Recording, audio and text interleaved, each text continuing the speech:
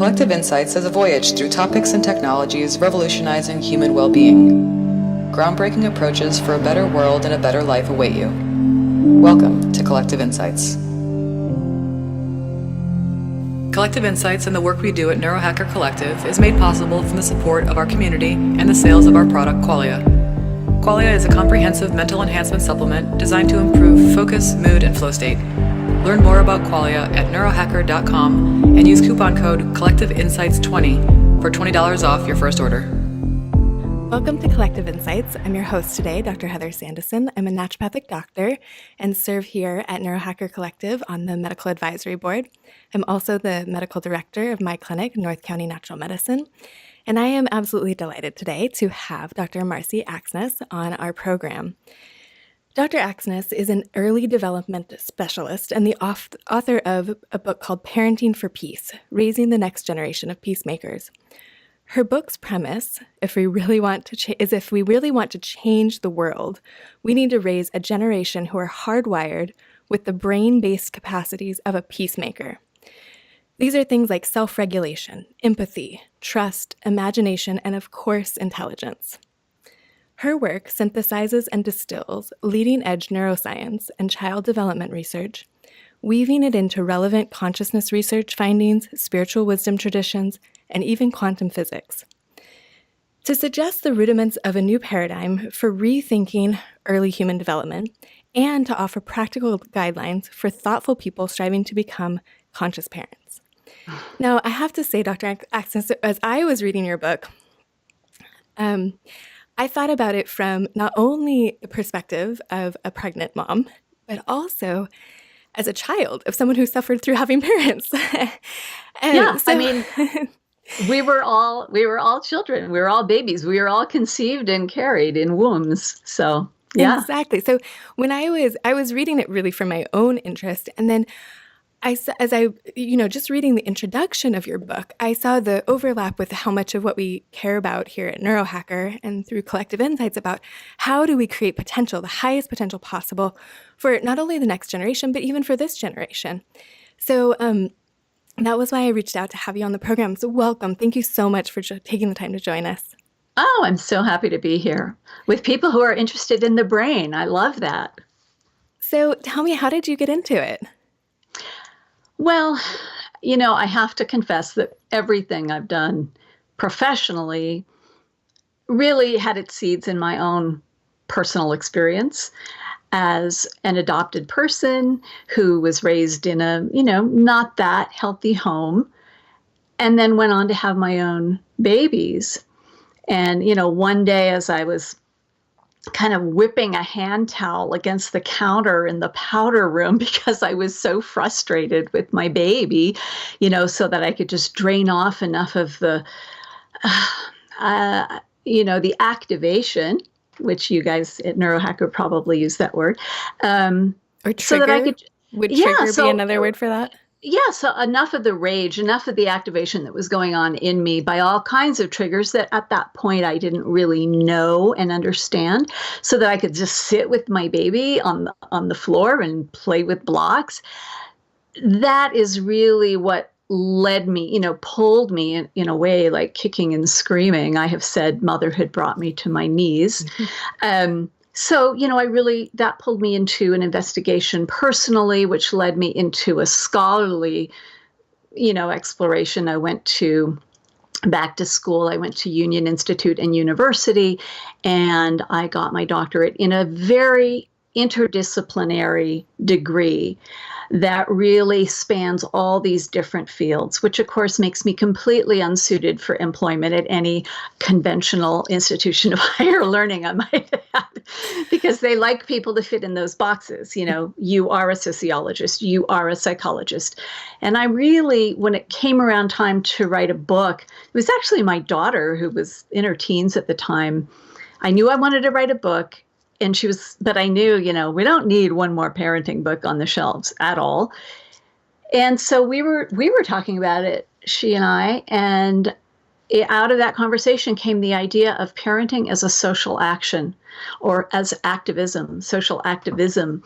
And that's what kind of ignited that idea.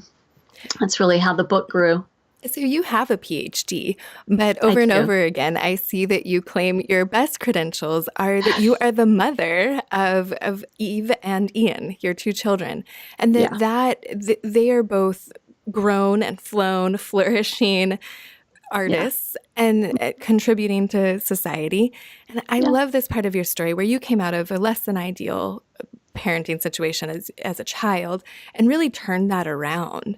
So that that inspiration that is such an inspiration, right? That we aren't, though we are a product of our parents, we have the power and potential to shift that for the next generation and for ourselves. So let's dig into that if you don't mind. Sure. How do parents affect brain development, health, and human potential of their children? Well, this gets into, first of all, I like to really start out by saying DNA is not predestination. I mean, my children are a living proof of that. DNA is more like predisposition. One analogy I've used with my students is and this is old school, okay, this is back when we used maps. What a quaint idea. But like if you had a car with a map in it to Las Vegas, and you get the idea, let's go to Las Vegas. If that map is there, you were a little more likely to take the trip than somebody who didn't have that map. I mean, that's a pretty good analogy for genetic coding and DNA. So, of course, we're talking here about the great nature nurture debate. And it really, of course, is not a debate, it's a dance.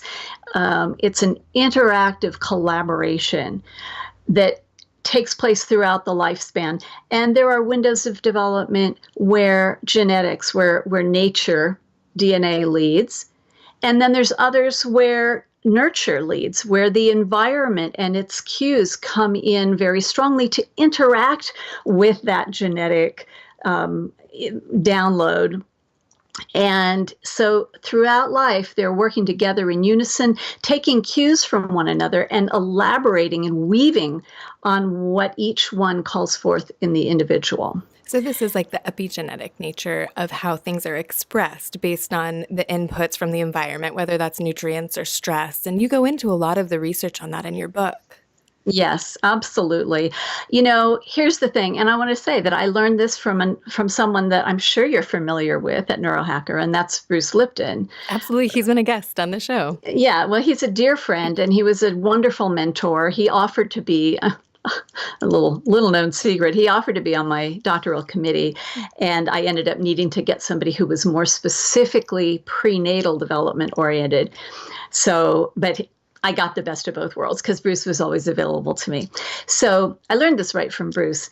Nature's job, nature's overarching imperative is to create organisms who are going to flourish as well as possible in the environment in which they're living. And so nature is always responding to what the cues are in the environment and adapting.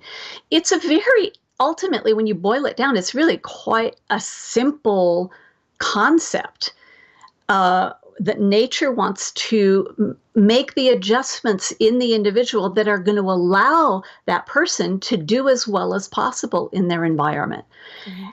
And that cueing and adapting starts way earlier than we used to think. It starts in the womb. It starts as that fetal brain is forming in response to the environmental cues of what is life like as mommy is downloading it. This is really I often tell pregnant women, just imagine your baby is continually asking, what is this world like, mommy, that I'm going to come into?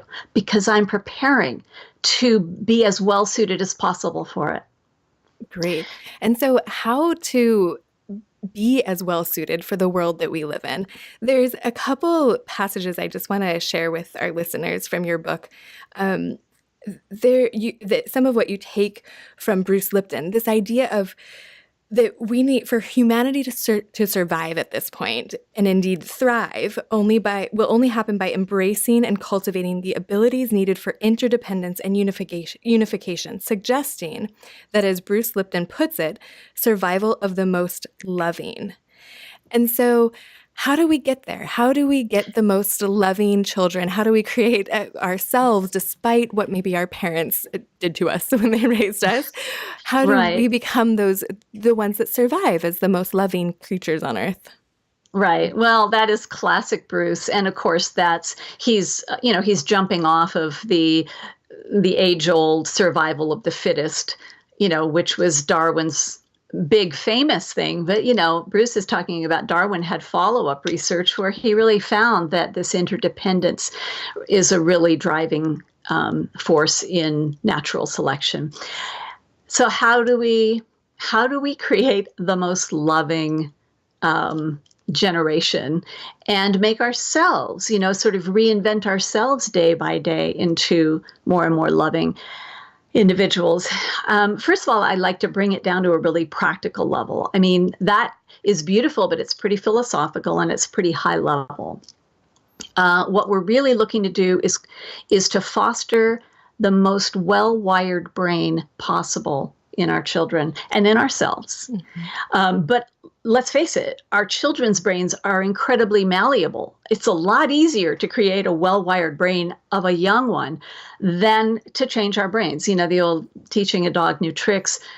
One of the big exciting pieces of news from the decade of the brain in the 90s is neuroplasticity. And yes, we are not fixed. And yes, our brains can change really until we're in the grave. And that's wonderful, but it's a whole lot easier.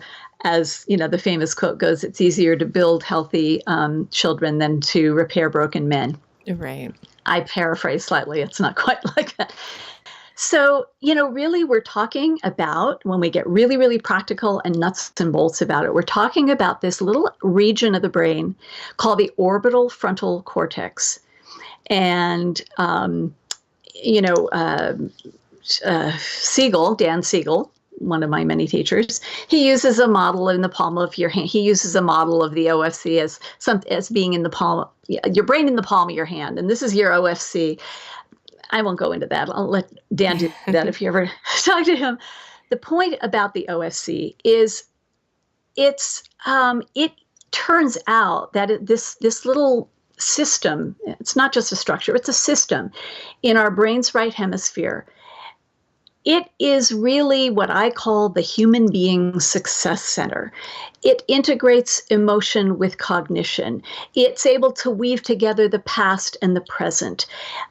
It's responsible for common sense thinking. It's responsible for being able to read people's signals and feelings, that what we call EQ, emotional quotient, that Dan Goleman coined. It's really about the skills of being truly human. And it's sort of the clutch, if you will, of that, the whole right hemisphere. It takes all of the stuff that's coming in from outside, the information, sensations, feelings, memory. Well, feelings come from the inside. So it takes all the stuff, information and stuff from the inside and puts them together in a way that makes sense, that fits, that has meaning, and that allows us to feel like we fit meaningfully into our surroundings. So the OFC is this brain headquarters for all of the capacities of the peacemaker that we're looking to foster. And so a lot of my book really it's kind of what I like to call a scientific blueprint, taking all of the science for how do you create a well-wired OFC, and putting it together in a sort of a more practical way. If I had to boil it down, my book is based on 7 principles, and the first of which is presence. And, that word gets thrown around a lot. But if you know someone who can be truly present, that's a proxy right there for healthy OFC development. And so just start right there. As a parent, as a adult child of parents, are you able to be present? Are you able to settle and just be here? that's becoming more and more of a challenge these days in the wired world. Right, with And technology. yeah, and that's a whole other piece. And that's a piece that actually isn't in my book because, interestingly, 2012 is what Jean Twenge, I don't know how to pronounce her name, who studies the effects of the smartphones on generations. Actually, she studies generations in general, but she's really zeroing in on how has the smartphone affected Generation Y, or the millennials. And 2012 was the tipping point at which more than 50% of people owned handheld devices. So the research wasn't rolling in yet when my book came out, but it is now. Do you have thoughts about that now? What are your thoughts? What is the research saying Oh, yeah. currently about our ability to be present in such a technologically driven world? Yeah, it's I actually, about a year and a half, maybe 2 years ago, time flies, I started a blog series called Wired Wednesdays, exploring our digital dependence. And I've probably written the equivalent of a book just in those blog posts. Yeah, I mean, to just a couple of nutshells. That's one of the reasons I decided to do a blog series, because I wanted to just tease out. It's such a huge, almost ungraspable issue, right? And it also has an aspect of the fish in water thing, asking a fish to describe water. You know, once you're in it, it's kind of hard to step back and unwind and unpack these different effects. So that's what I've been trying to do. A couple of nutshell findings is it's really, really clear. It's not even up in the air anymore. The more time that people, I'm not even going to say kids, people spend on social media over and above, there is a tipping point. It's about 2 hours and 15 minutes or something. There's sort of this break point. So if you're on for 2 hours a day, that still seems like a lot, but I guess it hasn't shown huge effects. But boy, you get above that, and that's when the rates of depression, anxiety, and just the opposite of what we're looking to cultivate, qualities, zoom, skyrocket. And does the type of media that you're consuming or the type of interaction that you're having on social media, does that influence how debilitating it can be? Or like if you're playing violent video games versus, connecting with your peers in maybe a more positive way, does that affect things? Yeah, I mean, I've just really been looking, the video game piece, that's kind of a separate thing. I'm really looking at the more garden variety, what you see people doing in line at Starbucks, because that's so much more pervasive. I mean, yeah, I guess there's a lot of people who do violent video games, but it's sort of a subset. I'm looking at this is that 50% and more who own handheld devices. It was one thing when you had to go home and sit at a computer to go do all this, right? Mm-hmm. But now it's in your hand. And so it's kind of like, you remember good old Marshall McLuhan when he said the medium is the message. In this case, I think the medium is the insidious effect. It is inherently kind of a multitasky kind of thing. And of course, I'm sure you at Neurohacker know that multitasking is a myth. There really is no such thing as multitasking. It's rapid. What do they call it? Rapid. I forget what they call it. You're basically like a pinball going between tasks and not doing any of them very well. But I do have a section, there's a couple paragraphs in my book about some really fascinating research they did at, I believe it was Cambridge University, on the effects of autopilot, of doing things on autopilot, which is what a lot of times we do when we are supposedly multitasking. You know what I mean? And so what they find?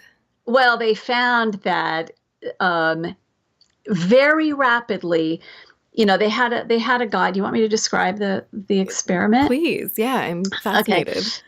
So they had a guy wired up, with all the, electrodes and everything so that they could map his brain activity. Mm-hmm. And they had him with a keyboard learn I think it was a 4 or 6 number sequence. And he had to start out from square one. And basically every time he'd hit a wrong button, he'd get a certain, like a loud, whatever, a wrong. Some sort of negative response. Yes, exactly. Yeah.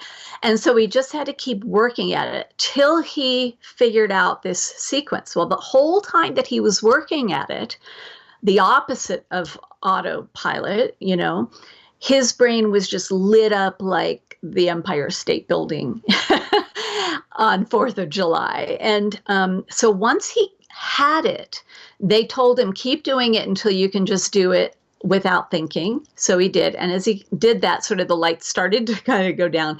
And then they asked him to do something else while he continued to do the keypad. And it was like all the lights went out.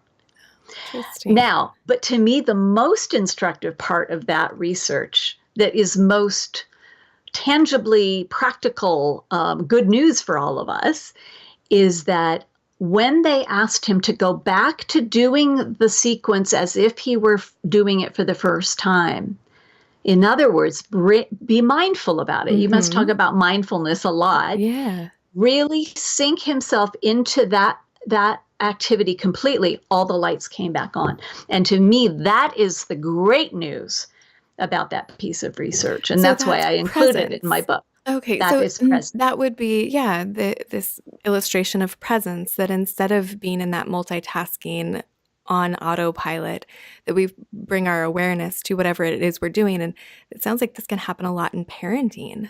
Well, that is a perfect way to come back to the question of how parents can really most effectively create these well-wired brains.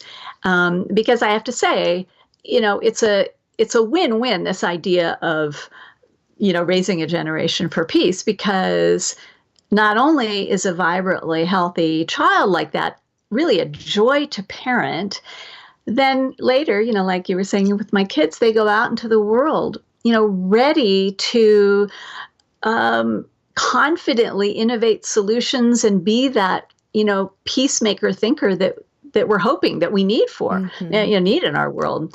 And even for people who aren't parents or aren't even planning on being parents, like you said, all of this feeds into your own evolution on a daily basis. And by understanding these principles, anyone can be part of what I call the evolution solution, beginning long before they have children, or if they never have kids. One of my favorite guest lecture opportunities I used to do was I would go into a high school biology class and, talk to them about prenatal development, about the power that they have during pregnancy to, like I was saying, create this well-mapped brain starting even in pregnancy. But, as I would get towards the end of the class, because they were just eyes that shine. I mean, they were so turned on by this information. But then I said, look, you don't have to wait until you're ready to have a family to put all of these principles I'm telling you about to work.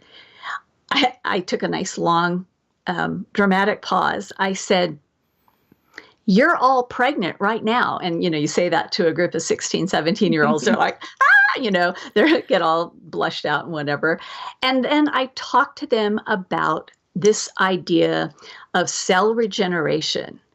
And this is all in the book, because to me, this is another piece of really practical, good news. And it's also something I really wanted to I tried in my book to not put out a bunch of stuff that you can read in any old place. I mean, I really tried to bring news that has come out, but somehow didn't get quite the play that really it deserves. And this is one of them, cell regeneration. I think most people don't realize that our cells are regenerating constantly.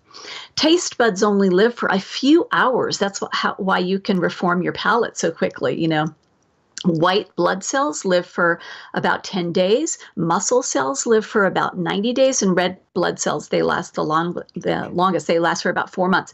So, the students were really fascinated to learn that about 1% of their cells die and are replaced every day. So, meaning that at a cellular level, we have new bodies every 3 months. Now, that's at a cellular level. But you can see it in action. How many of you and your listeners have noticed how amazingly rapidly presidents age in 4 or 8 years? Right?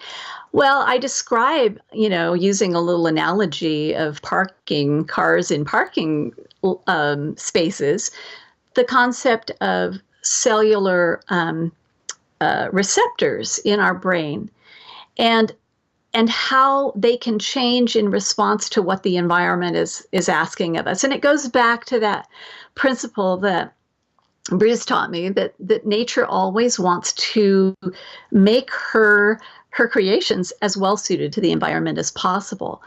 So you mentioned that I talk a lot about stress in the book. I do. Stress is probably one of the most potent and insidious environmental messages. And as ubiquitous as our smartphones, right? Oh, absolutely. They come together. Yeah, by the way, the smartphones do cause stress too. There's, if your listeners want to go to my website, parentingforpeace.com, they can see right on the front page where they can go and read some of my Wired Wednesdays blogs. And, there's one in there. I kind of summarized when Anderson Cooper did a 60 Minutes segment all about how these tech companies absolutely are talk about neurohacking. They are taking neuroscientific research and using it to get us hooked. They kind of set up like a little stress and then they relieve it. It's all these micro responses that happen in our brains at in our reward system, our pleasure reward system. But word on the street is that they keep their kids out of the schools that use all the tablets and they put them in Waldorf, right? That's in my book. You read it in my book. That's where I got that. Word's not on the street. No, actually, I have seen word on Facebook and stuff. Yeah, I mean, evidently Steve Jobs did not let his kids have the tablets when they came out, and all like that. So I don't envy parents of young kids today. I feel like, I missed that one. It was, for us, it was just TV screens and, maybe video games, and how quaint is that? But back to this idea of, how stress can change the receptors in your brain, just like your receptors do change with all of the sort of cues and responses that happen with a smartphone.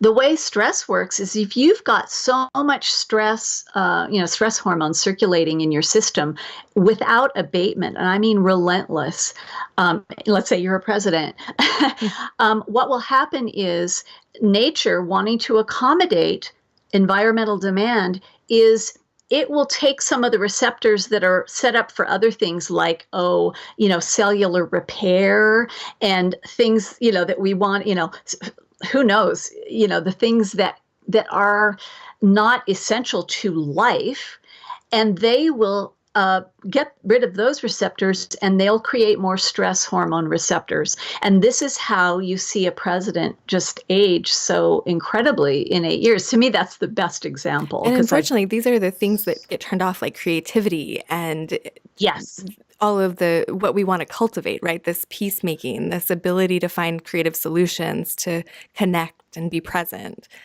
So absolutely. Really fascinating. Dan Siegel talks about that a lot in his books. He talks about the low road. I mean, when we're under stress, we end up on the low road. We lose access to our higher thinking centers. Here in California, we have a lot of wildfires. Here's one little example where I put my understanding of neurofunctioning to use in a practical way. We have a lot of wildfires, and I used to live in Malibu Canyon, and we actually had to evacuate a couple of times. So now, knowing very well my own brain and my own sort of low threshold for stress, I have made a very detailed list of things that I would take in an evacuation because I know very well that access to those higher thinking centers absolutely get cut off under stress. It's how we survive. I mean, if we had to see a charging tiger or, and sit and think about things in a creative way, humankind would never have survived, Right, you right. know. And I see So, this in my practice a lot. People who are under constant chronic stress, it affects their hormones, it affects their relationships. I mean, there's nothing that it doesn't touch. Now, right. you mentioned at the beginning when we were talking that a, a fetus inside of a woman as she's pregnant is asking the question, Mommy, what is the world that I'm going to come into? And so if Mm, she's under constant stress, that yeah, baby is then going to be hardwired to expect that stress in the world. And then through absolutely. parenting, kind of more of the same, that can get more further and further reinforced. So, Well, oh yeah, go ahead. yeah. Well, I just want to say here's one point on which adoption, in a general sense, is so instructive about prenatal and perinatal development. Because in adoption, which is one of my fields, um, very often the situation, as I put it, it's like the baby has been packing to land in Beirut, but instead lands in Bermuda. Oh wow. Okay. Okay. It's as if you were packing to go to a war torn land and you land in this lovely place where they're offering you umbrella drinks and, saying, please lie down, have a massage. And you're like, what? You're not wired for it. And this Mm. is one of the huge problems in adoption. You have adoptive parents who just want to love this baby. And depending on, I'm broadly generalizing, but it's fairly safe to say that a crisis pregnancy that is bound for adoption is probably, steeped in a certain amount of stress. I certainly was. My mother was, and she had a pretty good situation as they go. So I just wanted to throw that in there because Mhm. when there is a mismatch, see, the thing is, if there's not a mismatch between prenatal and postnatal instruction, things actually, in an odd way, kind of can go smoother, if that Mm. makes sense. Mhm. You I know, mean, well, that's probably how it's designed, right? This divine design is preparing this new human for a stressful environment. And so, again, nature wants its creatures mhm, to survive. right. So if you've got a lot of stress in the womb, it's sort of like an animal example I give is if there's a giraffe that's pregnant during a very heavy lion season. And so they're having, she's full of stress all the time so that baby will come out ready to run from lions. Yeah, that makes a lot of sense. I want to go back. You mentioned that you have 7 basic principles that you share in Mm, the book, and yeah. presence was number 1. Do you Hmm. mind going through them? Sure, absolutely. There's 7 principles and then there's 7 steps to apply them at each step. So it sort of ends up becoming like a matrix, I guess, or yeah, starting preconception and going up until adolescence. So the principles are awareness, presence. You already said presence, awareness, rhythm, which is a very well kept secret or little known secret to parenting a really well wired brain. Example, which we should really get into because that's one of the prime ways that parents can raise a well wired child. Nurturance, which is pretty self explanatory. Nurturance, trust, and simplicity. And I love it And because this is an acronym for parents. well, how else would I ever be able to remember them all when I'm being interviewed? That's So, yeah. great. So, do you want to add anything about presence? No, I think you brought it back with that mindfulness. When we were talking about that piece of research they did at Cambridge, and when they asked the guy to bring his full awareness back to just pressing those numbers, his brain lit up. If we can remember that, I mean, that's a very vivid image Mhm. for people to keep in their mind to know that when those lights are on and when you can be present with your child, that's a nurturance right there. You know, Children, they are nurtured by our presence, by our engagement, just as much as they are by their mother's milk. Right. I mean, Attention is a form of love, right? Maybe the highest absolutely. form of love is giving someone your full attention. And I think this is sort of a prelude, I hope, into example, setting an example, right? So, Yes. awareness, is that right? Can you Awareness. describe more of that? To me, awareness just kind of covers all the book learning.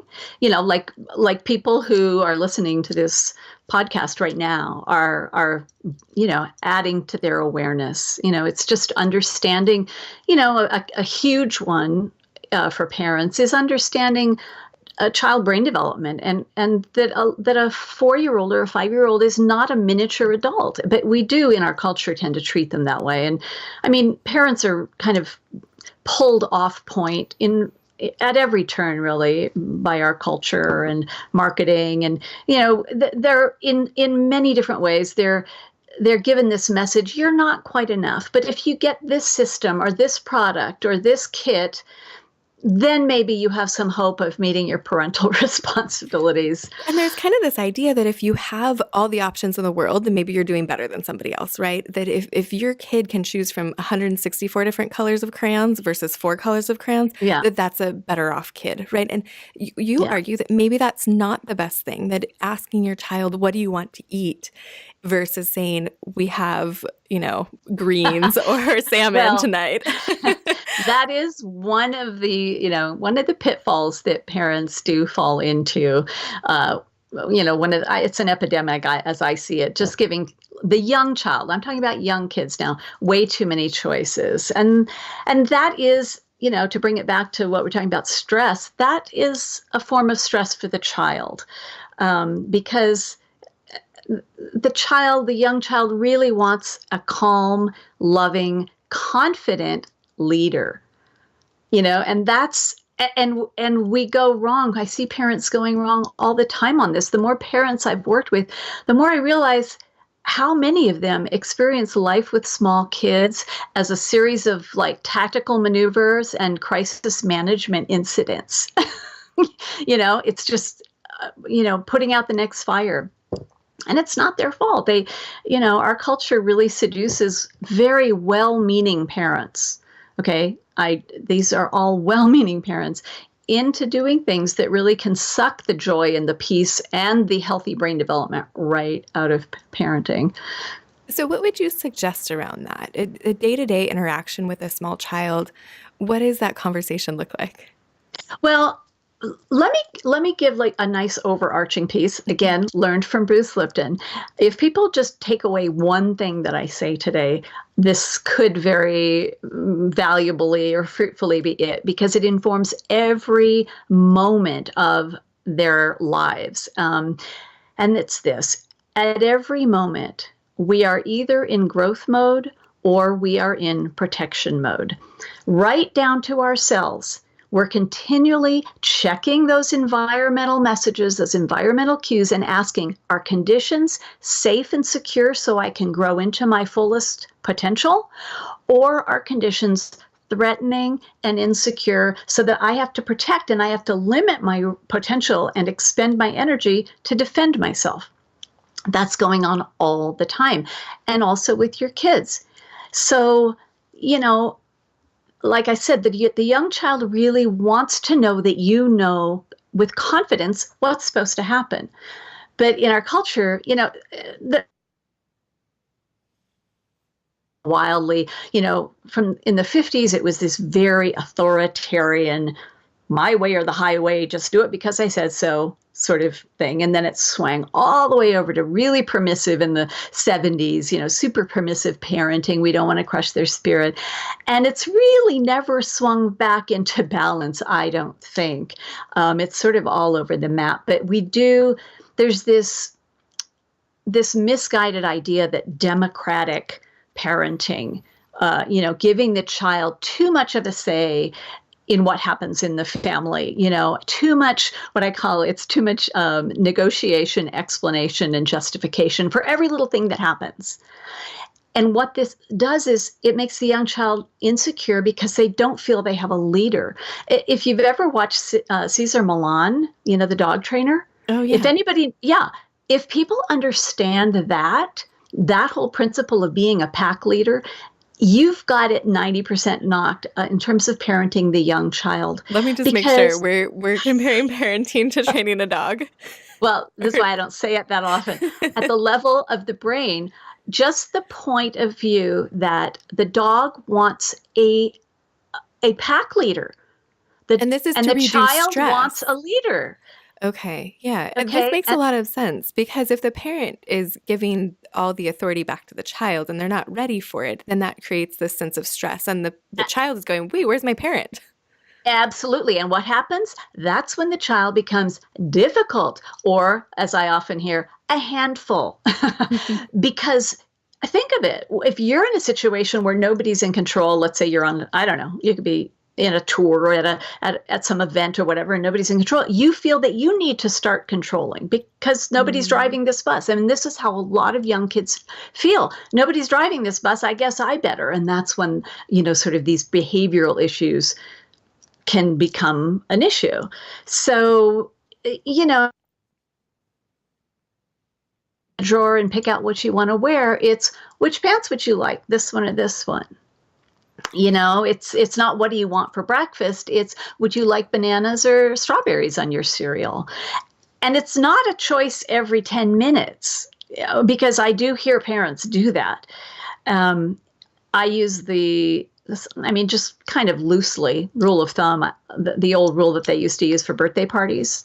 They used to say, invite, if your child's turning 5, you can invite 5 people plus 1 extra. So I kind of use the same thing for choices. For a 3-year-old, give them like 3 or 4 choices in the course of a whole day. I've heard parents give that in the course of an hour. Yeah.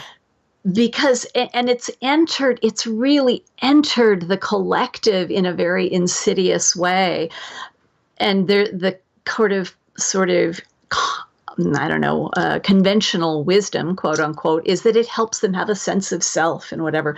But if you've studied Magda Gerber, like I have, what you learn is that there's, most parenting missteps, they err not in the content of what they're doing, but in the timing. Very often, parents give the young child way too much say in what goes on in the family, and then they flip it and crank down the locks on the adolescent, the preteen and the adolescent, when really developmentally it needs to be exactly flipped.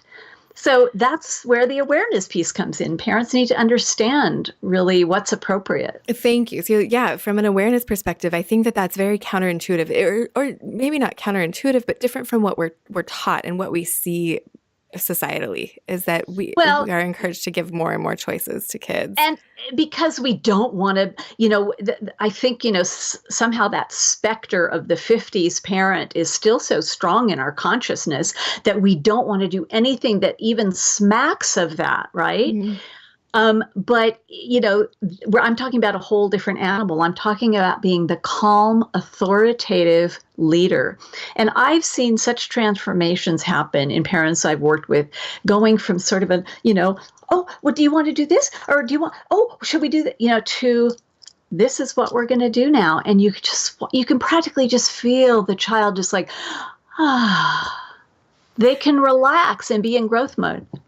So awareness, thank you for sharing that, that nugget. I think there's a lot of parents who could use that, and probably a lot of children who experience that potentially, who can look back and say, hey, my mom or dad gave me a few too many choices. I have to tell you that another hat I kind of put on as I keep reading your book is the one of, I have patients or colleagues or friends who share an experience of their parenting, and I have so much more compassion for their perspective because you can see how their parents kind of got it wrong. And so that the wiring is just a little out of touch, and maybe that's influencing some of their behaviors or some of their health outcomes. And I think part of my point is that even if you're not ever considering having a parent, there's so many insights in your book around how much parenting is both a privilege, but also just this huge responsibility. And there's so much potential in it for better or worse.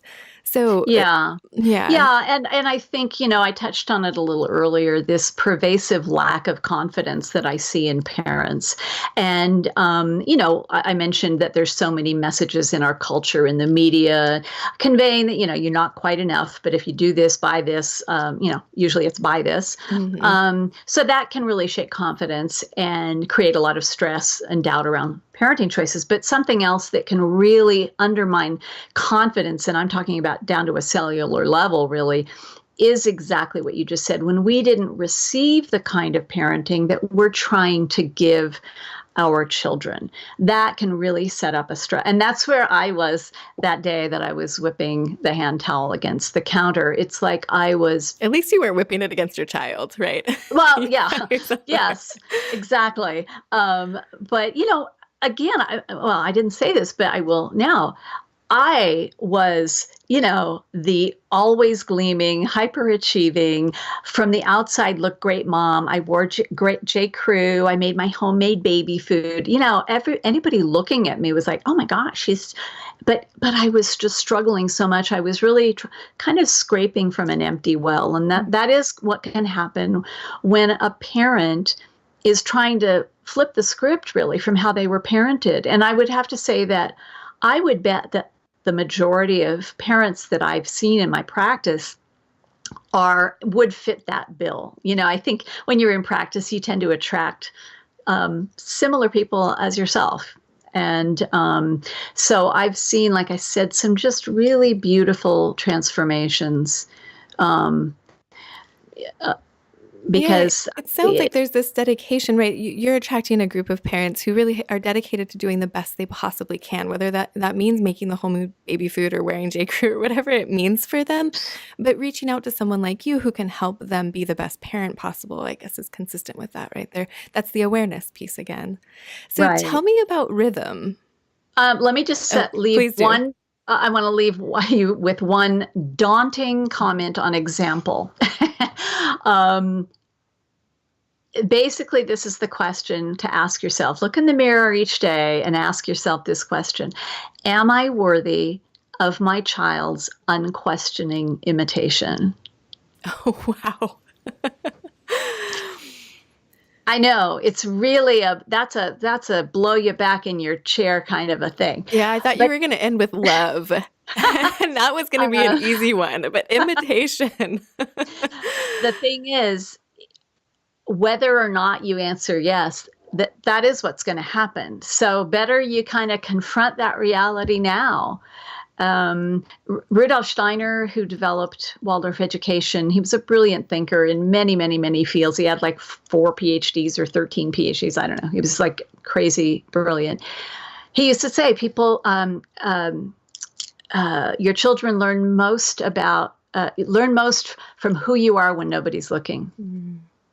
So, that's just just a bright spot to leave you on with example. You do. Your book is sprinkled with quotes from people like Rudolf Steiner and Einstein and some of these really, really great thinkers. And I love that because there is so much inspiration. The goal here is to create more of those great thinkers, right? And that here at Neurohacker, we love Bucky Fuller and Da Vinci and Einstein and Edison and Tesla and all of these people and Rudolf Steiner certainly, who have contributed not just in medicine or not just in gardening, not gardening, Rudolf Steiner. Permaculture, yeah. Right. Well, biodynamic agriculture. Agriculture, thank you. That's the word I was looking for. So not just in one area or one field, but really on a whole systems base. They're elevating the conversation about how can we do this better and not falling into these boxes of, well, this is how I was taught, this is the convention. But no, kind of saying, let's take a step back. Let's look from a wider perspective. How can we elevate the entire conversation, all of society, all at once, and really solve problems on a much greater level? So right. And what I also want to throw in there that it's so important that listeners know about my book, about this idea in general, about this, what I said, parenting as a social action. It's not just about, how can I make it better for my kids, but also for myself. How can I find more joy, more aliveness on a day-to-day basis, because again, that is what's going to feed your child.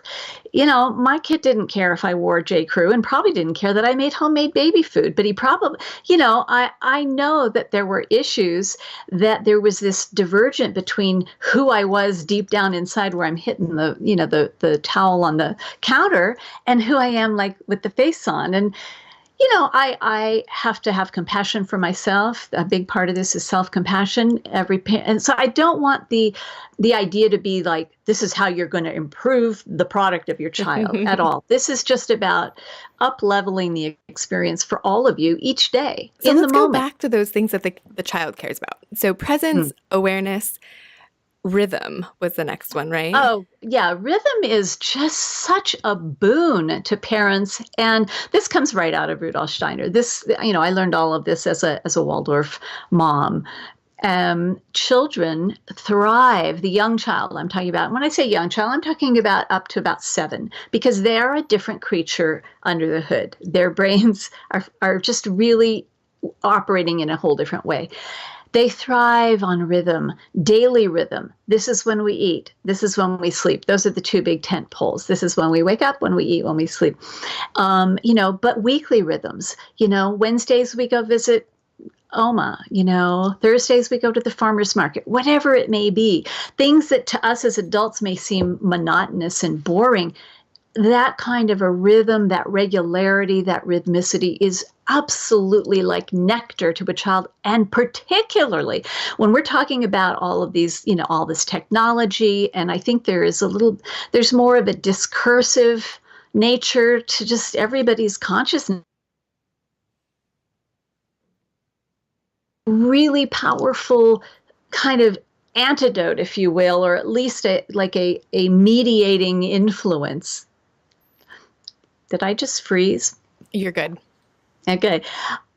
Like a kind of a remedial influence around all that is rhythm, is to make the home rhythm just so strong. But come on, parents, it can make your life so much easier once you get over this idea that it's boring. If you just have the same thing each Tuesday is pasta night. Wednesday is, meatloaf night or tofu night or whatever it is. Your kids are just going to it's just feeding them at a level that you can't see, but it's that OFC food, man. So rhythm, just having that predictable rhythm that they can count on. It sounds like that sort of goes back to what you were talking about in awareness around not having quite so much authority or decision making, that this decision's sort of already made, and there's a leader who's driving the bus so that they don't have to worry about what's for dinner on Tuesday or where they're going on Sunday. Absolutely. And this is Bruce Perry. I don't know if you've had him on or if you know about his work, but he's one of the leaders in child trauma. And basically he talks about, how external regularity and predictability wires in the internal rhythmicity and regularity. And that's what you want. You want a well-regulated brain. How amazing. And then there's more capacity, I guess, to be creative and to be intellectual and to get into these other realms. Oh, absolutely. I heard Stephen Colbert talking about, and I think it was on a podcast, about the sort of the way that this was on his old show, but I'm sure it's similar on his current show, how all that creativity happens. And he says, yeah, people I think just think we're all loosey-goosey. He says, no, you have a really firm structure, and it's within that the creativity can happen. Interesting. So then example is the next in our parenting acronym. Parents. We have, yes. So we did talk about that, ask yourself each day, am I worthy of my child's unquestioning imitation? And, if you can get that, if you really can swallow that one and get on board with it, you're going to be miles ahead. Because watching, example modeling, is what they call it in psychology. That is the number one form of learning throughout nature. And we are animals. We're human animals, but we are animals and we are part of nature and we are no different. watching and modeling is the number one form of teaching and learning. And I have to reflect that what's coming up for me is when you say that, I'm like, gulp, like my frenetic energy and checking my phone and rushing around and constantly, taking too much on. And these things that we do, I guess I want to go back to having compassion for ourselves. Because yes, well, I think that's it's brought up the most stress for me of anything that you've said as I think about parenting. Is like, imitation. My child will imitate me. And wow, like there is so much responsibility in that. Listen, I will tell you, well, first of all, I'll say that I have seen, I think, a lot of parents that I've worked with, moms especially, unsign up their kid from 3 activities a week or themselves. I mean, I've seen a lot of people slow down. So for whatever that's worth, but children don't learn from our perfection. They learn from our striving. Okay. So we're not going for perfection. It's striving. It's the fact that you're even thinking about that, Heather, about that in the context of your own life. And, what else did I want to say when you said that?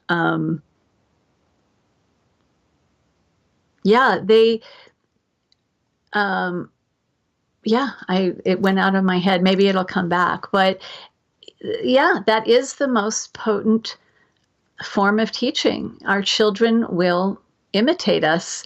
And that's a lot of times the most, bracing moments of our lives is when we, maybe not tomorrow, maybe not next week, but maybe in 3 years or 5 years or 10 years, suddenly you're going, oh my God, that's me. That was me. That is me. They are our most powerful mirrors. Is it that similar moment when you look in the mirror, you say something, you're like, that was my mom? Yeah, well, there you go. And so, part of this awareness of example and all these principles, it's power. It's, on the one hand, I know that there's, I know for a fact that my book made it to The View, got handed to The View by the husband of by one of the producers, whose husband I met in a taxi cab in New York City. And so I know for a fact it got looked at some point. And I think that a common sort of politically correct response to my book, if somebody just thinks they know what it's about, is, oh, that's just putting more stress and guilt on parents, and especially mothers. And, it really isn't that. It's power. It's giving you power. Because if you can, weather the blowing back in your chair, of learning some of this and just sit with it, just why don't you, as part of your self-compassion, Heather, right now, just say, I'm not going to make any drastic changes. I'm just going to sit with this and see what authentically might bubble up for you as maybe a slight adjustment. And I think a lot of people say this about parenting, is you learn so much about yourself, right? That their children teach you more than you teach them, probably. And so it is this invitation to delve deeper into self-growth and just trying to be the best, fulfill our potential, right? So the N in the parent acronym, did nourish? Nurturance. This isn't something that, just back to example, I think this can also help us with that concept.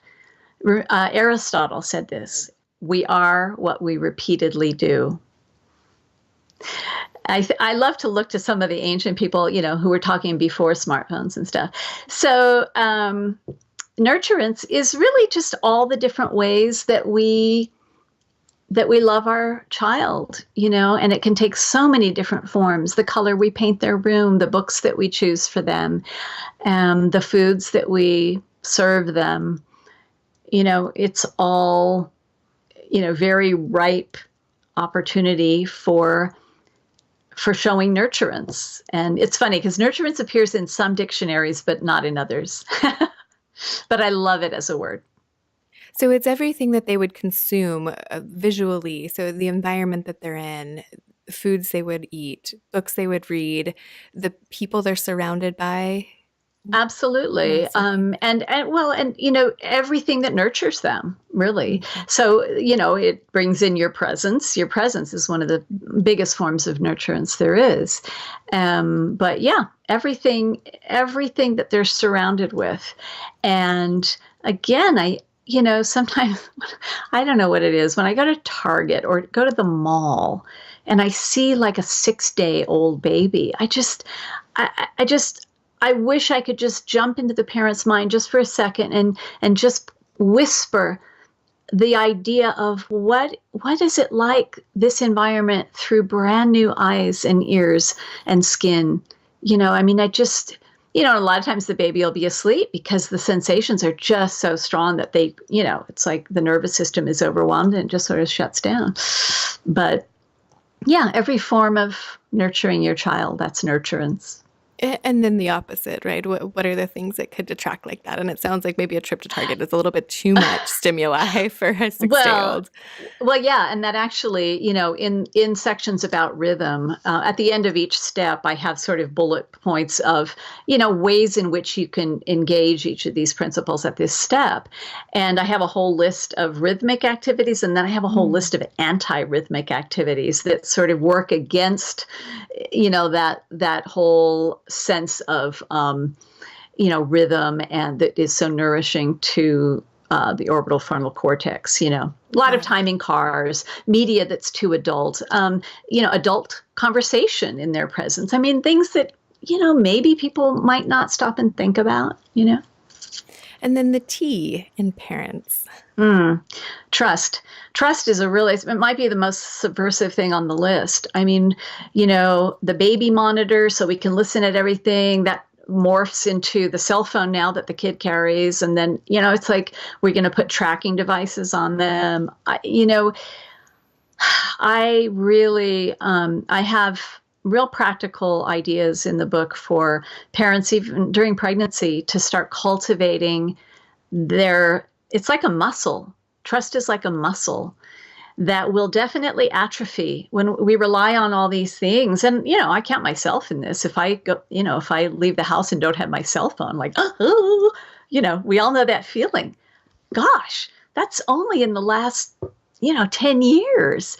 So what did we do before that? Okay, well, maybe we made a call from a payphone, but there's this idea of our intuitive faculties that I think with our digital dependency, really, I think we let that aspect of our being atrophy a lot. It doesn't get used, use it or lose it. So we don't have to rely on our knowing about that person's going to be home. I know it, just because they don't have a cell phone or they're not going to text me or whatever.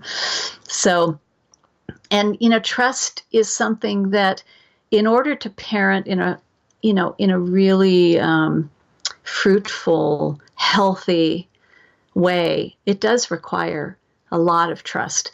Not just trust in your child, trust in yourself, trust in life with a capital L. Right. Yeah. And probably your partner. I mean, there's and the village that goes into raising children. Yeah. One of the exercises that I give them is to think about the first days following conception, because I do detail it in my book exactly what happens. And I invite parents to go back, as they're getting close to birth. I think I give it as an exercise for trusting the process of birth. And I make the point, if you would have had to trust, or rely on your own devices to make each one of these intricate developmental things happen, you would have been sunk. So know that there are forces at work that are bigger and that you can lean into and trust. And then the S, parents. Simplicity. Yeah. The more that we can, take this little wooden spoon and let it be a scepter or a flagship or a microphone, as opposed to having more and more and more. The more we can rely on our own resources in a simple way, that brings so much it brings an inner resourcefulness that counters what I was saying earlier about the lack of confidence that I see in so many parents. When we can rely more and more on our own resources, that counters that lack of confidence. It really builds you up, and in a way that may not be conscious, that you might not be consciously aware of. And it sounds like would probably develop some creativity and ingenuity, right? If you have to think Absolutely. about that wooden spoon as a microphone and a scepter and a sword and whatever else, then you don't, Yeah. and because you don't have a sword and a microphone and a scepter, then Right. then yeah, you have to get creative and build those those neural connections. Excuse me. I'm so used to saying neurotransmitters all day. So that was in a nutshell. It sounds like this parents acronym is the meat of a lot of what you describe in your book about how can I optimize the brain development, the health, the well-being, and the potential of my child. Now, if my parents weren't the greatest, what can I do to turn things around at this point? Well, but getting back to what I was saying about cell regeneration, and that we are always pregnant with our own future selves. So to remember, and again, Aristotle said it beautifully: we are what we repeatedly do. So, find models. Find models in your environment, in your memory, in your, even in the media, of somebody who you would emulate as a parent. For me, it was Blythe Danner, believe it or not. I don't know who that is. Who's that? Blythe Danner is the mother on Meet the Parents.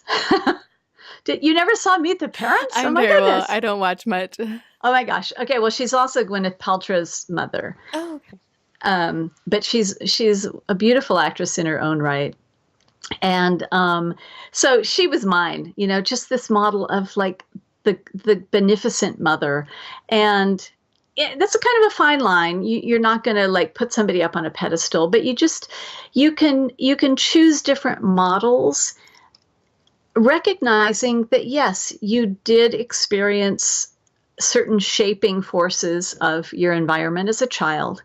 And as much as I applaud neuroplasticity and recognize that it is a thing, I've been in a lot of therapy throughout my life because I had childhood things, that weren't great. And yes, there is huge healing to be had.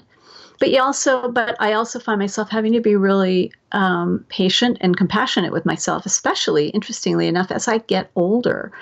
There seems to be a cycling back of certain little vulnerabilities, at not just the brain level. You were saying, we were, I think, corresponding about how we talk about the brain kind of as shorthand for, our whole neuro-emotional nervous system experience, so it isn't just the brain. Which affects every single cell in the body. Right, exactly. And memories, we now know, are not stored in the brain like in a little file cabinet. They are registered throughout, nerve networks in the whole body. So it's a pretty complicated thing. And so, I would say be gentle with yourself and get real practical. I don't know if I'm getting ahead of myself, but I do have a gift to give your listeners that speaks to exactly this. Yeah, can you describe it? Sure. It's a little e-booklet, and it's called 7 Ways to Rewire a Negative Brain. And a lot of times, those of us who have some, imprints that maybe aren't the ones we would have chosen, we can get into sort of a negative spiral, a negative thinking spiral, or a cascade of just less than fruitful what do I want to call, like pathways, neural pathways. That's what they Yeah, are. patterning. Yeah. Well, so, if you think about, a nerve impulse that's going down a little pathway that's very well carved in the brain. And that's what therapy really is about. It doesn't get rid of the old pathways. And I guess that's a shorter way of saying what I wanted to say before. It doesn't get rid of the original pathways. But what we do in therapy and any kind of healing is to create new ones. Make a different choice. Do you have any thoughts? So you've talked about therapy. Do you have any thoughts about neurofeedback? Have you seen that be helpful? I think neurofeedback is a really good thing. The thing that I'm hearing a lot about these days is brain spotting. Oh, I'm not familiar with that. Can you describe it more? Well, brain spotting is a fairly new in the last few years, refinement of or elaboration to EMDR. I see. Yeah, EMDR, I've had patients get wonderful success with that, as well as with neurofeedback. I mean, even psychedelics kind of fit into this category of how do we get this brain repatterning, and CBT aims to do that, the cognitive behavioral therapy and lots of the therapies, even tapping, the emotional freedom technique. I've done tapping. I've done a lot of tapping. Yeah. So there's a lot of ways to get here. Would you mind listing the 7 steps just briefly? You don't have to give away everything that's in the ebook. I don't think that's a good, I don't have it in front of me. And so it comes right from the book though. So you can look it up since you have my book. So, just letting your listeners know it comes right from the book, but it comes in a handy little thing. Here, I'll talk about a couple of them. Please. One of my favorites comes from constructive living, which is, I haven't heard anything about it lately, but it was a therapy model really out of Japan. And it has this sort of precept, accept your emotions as they are and do what needs to be done. And I can't tell you how helpful that has been in my life. Pick up a broom and sweep the floor. Sweeping is a very healing kind of meditative activity. Anybody who has access to a horse paddock, mucking a horse stall is one of the most soothing, calming, centering activities. So doing the dishes. That one, because it adds the sensory aspect of the water, and it's repetitive, and you can just, again, to the extent that you're able to be mindful, and I do talk a lot about mindfulness in the book, because it's a presence practice is what mindfulness is. It really just bringing all of yourself, your mind, your body, your feelings to what you're doing in the moment. So a shower is a perfect place to practice mindfulness, because that's where we tend to turn on the water and then go on autopilot and think about our day, or think about the day that happened, or think about the fight you just had with your spouse, or the discussion you have to have with your boss, or whatever it is. And it's an excellent practice to start building that muscle, to bring yourself back to just feeling the water. And the thing is, and I say this right in the book, a shower in so many parts of the world is a miracle. It's a miraculous thing to have hot, fresh water pouring over your body, and then all these soaps and shampoo and scrub or whatever you've got. And so for us to sort of exit that mentally and be somewhere else, I just really invite you to try it there. And it's an advanced practice, because it's, as much as you keep bringing yourself back, next thing you know, you're thinking about something else. So, so there are all these invitations. I think there's a comedian, Louis C.K., I think he's the one that talks about flying in a plane, and how people are complaining about, oh, I don't have Wi-Fi, I don't have internet, I don't have this, I don't have enough movies, I don't have all these things to distract me. And it's like, wait, but you're flying 30,000 feet in the air in this steel contraption, getting from one place to another in a matter of hours instead of months that it used to take our just a couple generations before.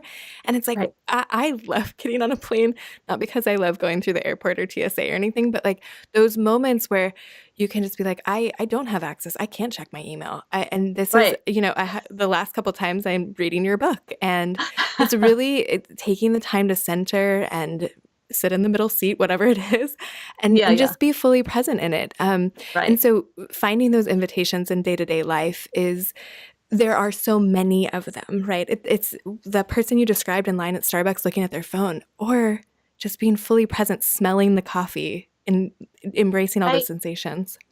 Right. And we were talking, quite a bit about stress. And one of the best definitions I've ever heard of is stress is wanting the present moment to be different than it is.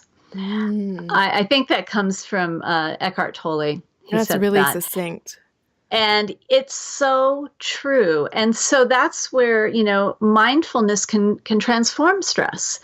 I tell a story in my book about, again, we're teaching that growing fetal brain what kind of world it needs to prepare for. And so if you take two pregnant women and you put them into a long bank line at lunch hour, and then the tellers just closed their line and put their sign up and leaving. And one woman is just absolutely frantic. She's already late for a meeting. And, the next woman is just doing what you just said. She's in line. She's looking at the interesting people. Remember that idea? Remember that people watching thing that people used to love to do? People don't do it anymore because they have their heads down in their phones. So, basically my point in telling the story in the book is that you've got the exact same outer circumstances, but you've got a completely different download going to those two fetal brains. Mm-hmm. And You there's a know, choice. Again, this goes back to that responsibility, that potential, but then that responsibility to there's always a choose, choice. Yeah. right? Mm-hmm. And sometimes when we're in a moment that's overwhelming, it doesn't feel like there's a choice. And I count myself among that. Sometimes I'm like, I'm just going to wallow and that's just the way it is. And that's okay too. Mm-hmm. But even that little witness that says, I know I'm wallowing, that is growth. That's the striving piece. I said, children, we and our children, nobody learns through perfection. It's through striving. And that piece is that part that knows, okay, I'm wallowing right now and that's okay. And then Right, the later I'll make a mindfulness where different we get choice. Yeah, that increase in that space between the trigger and the reaction, and then we can right, make that choice. I love it. right. So, you have a PhD. Your book is very grounded in science and the neuroscience, and you made a point about how the brain entered the research picture in the 90s, Mm-hmm. and that this has been, since then we've really physicalized what's happening in the brain. And you make an argument that there needs to be some balance in how we interpret that, and this research that is coming out about the brain. Can you expand on that a bit? Well, yeah.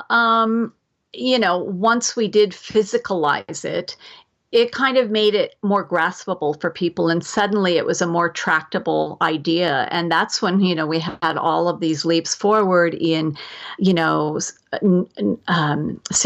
reuptake inhibitors, the whole chemical theory of depression, which, by the way, has not ever been borne out. I'll just say as a quick aside. We couldn't agree more. So, that brought more interest, more funding, and, we've seen big pharma just run with it. Okay. So the pendulum, it swung, a bit far out, and we ended up sort of collectively and culturally in what I call a brainist framework, right? Where everything boils down to the brain. And that also isn't great because we're so much more than our brains. I mentioned just a little reference to memory and how we know that memory is not centered in the brain. Within a brain-centric framework, it's impossible, for example, to consider retaining memories around conception and pregnancy. But the fact that people do has absolutely been documented. Candace Pert, in her amazing book, Molecules of Emotion, it was her team that discovered the Opioid receptors. Opioid receptors, Yeah. yeah. She points out that to understand the capacity of the body to retain life memories, we have to keep in mind science's really pretty recent discovery of peptides, of transmitters of hormones, and and how they have receptors throughout the body. And so she talks about the distribution throughout the body's nerves having a very huge significance for this. And she writes, I believe, that Sigmund Freud, were he alive today, he would gleefully point out as molecular confirmation of his theories, which was the body is the unconscious mind. Okay, so just bringing it back to, there is this temptation to go into a reductionistic mode to understand something, right? To understand something like the brain that's so complex that it would be a disservice to think that we ever could, right? But reducing it into neurotransmitters and brain waves and all of these things can be helpful. And then just reminding ourselves that, it fits into this bigger context. Absolutely. And I think that is a really fruitful process to go in, to zoom in and then zoom out. And I'm known for zooming out. A friend of mine calls me meta girl. I tend to really like to take a big picture. But I know that people need really practical handholds. And actually, in the years since my book has come out, I've gotten better and better and better at crunching it down into practical things. And the thing that, one thing I want to say as we're probably getting close to closing out is that, again, this is for everyone, not just for parents, and that this is a promise of our biology. We are designed to become, we're evolving creatures, right? We're designed to become happier, more intelligent, more peaceful. That's what, so much of Bruce Lipton's stuff is about, is stepping into this promised potential that we all have as members of the human species. And how can we contribute to that? How can we make it go a little quicker, right? So, as we wrap up, thank you for sharing your 7 steps, your free ebook. We so appreciate that for listeners, and that'll be in the show notes at the bottom. People can click on that and get a link there. And then where can everyone find your book, Parenting for Peace, Raising the Next Generation of Peacemakers by Dr. Marcy Axness? Where can we find it? Amazon? Amazon. All right. Easy enough. All right. And actually, for reasons I never did understand, you can actually read a lot of the book right there when you click on the, peek inside, as a sample. I think it's the same. If you have Kindle, you can click on send a sample. I think that same sample is what you can read online. Okay. And then is there an audio version as well if somebody wants to listen in the car? That is a heartbreaking thing. I was just imagining a conversation with my publisher today about, so I guess the audiobook isn't going to happen, eh? It was in my contract, but I know. Hasn't been recorded yet. Okay. It hasn't been recorded yet. Hopefully in the future, because this is a dense book. I'll say it's taken me a while to get through, but very empowering. And I want to throw out to people who are inclined to go and get the book. Here is what I tell people when I actually am at an event, or when I have a chance to see a buyer, who's not yet read the book. This is my author's recommendation for how to read the book. Read the introduction and the epilogue, and then go to the step that you are either at right now or interested in. It is a long book. It is a dense book. It is not meant to be a cover-to-cover read. Ideally, it's meant to be a 15, 20-year companion. For people who start reading it before their parents, it could be a 20-year companion. I really want to stress that it is not meant to be a slim parenting volume that you can read cover to cover in 2 nights. That was such a relief for me, because I was like, I don't know how I'm ever going to get through this before our podcast. So thank you for that permission to not read the whole thing cover to cover. Not just permission. It's my fervent plea that people don't, because then they'll just get discouraged and overwhelmed. So in the shelf. Yeah. Okay. Well, thank you for that. And you do events. Do you have any speaking engagements coming up where people could potentially run into you? Oh, you know what? I don't. My next one is a keynote in Denver next year. Oh, good. So Oh, so you can relax yeah. for the rest of the year. Yeah, Good. I'm a mountain girl living in the forest and Simplicity, living yeah, simplicity. yes, I am. Good for you. Is there anything else you want to add for our listeners before we sign off? It's so funny. I know that there was something that popped into my head when you were talking about how daunting the example thing was, and it never did come back. And I know as soon as we hang up, I will think of it. So I'll email it to you. You can put it in the show notes. Thanks. That's what we'll plan to do. Marcy, it's been such a pleasure having you. I've learned so much, and I know that our listeners have as well. It's been so fun digging into how we can all, how we were affected by our parents, how we can affect the world and change the world through our children, and also the awareness of how all this works. So thank you for imparting this wisdom on us. Oh my gosh, it was really a pleasure. It was a pleasure to be here. And yeah, I just, send out a big virtual hug to all of you. Thank you, Marcy. It's a pleasure. Thank you for listening to Collective Insights. For the full show notes on this episode and for more great interviews, visit us at neurohacker.com/collective insights. If you liked this episode, please subscribe to the podcast and leave us a 5-star review on iTunes. Want to learn a better strategy for mental well-being? We designed a beautifully illustrated 32-page guide integrating care for your mind, brain, body, and environment into a balanced approach for a better life. Download the foundational guide to neurohacking at neurohacker.com/guide.